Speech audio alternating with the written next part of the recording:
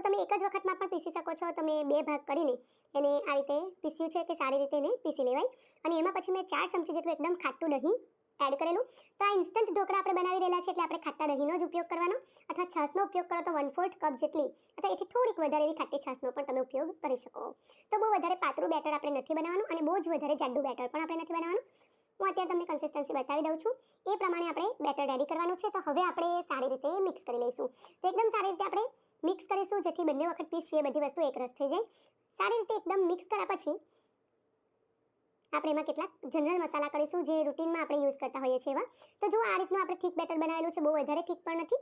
અને સ્વાદ પ્રમાણે એમાં મેં મીઠું એડ કરેલું છે, હિંગ એડ કરેલી છે અને હિંગ અડધી ચમચીથી ઓછી એડ કરેલી છે, થોડીક ખાંડ એડ કરેલી છે અને 1 ચમચી જેટલું તેલ એડ કરેલું છે.